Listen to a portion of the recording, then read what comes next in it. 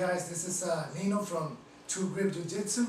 This is my boy Dre. Today we're gonna show you how to do a double hand arm bar from the guard. So what we do, we're gonna start on my back. Dre's gonna be on my guard. I'm gonna push him up a little bit with my legs like this. I'm gonna push him back a little bit. From there, I'm gonna feed both arms in and I'm gonna cross them on top. I'm gonna pull his arms out and I'm gonna shoot towards the sky, having both elbows between my legs. He tapped. So, again, he got me here. He's gonna push me. I'm gonna go on my guard. I'm gonna have him a full guard. I'm gonna push him back with my leg a little bit. I'm gonna push both hands in and I'm gonna bring both of my legs across his back. I'm gonna pull the arms out and I'm gonna squeeze it. He tapped.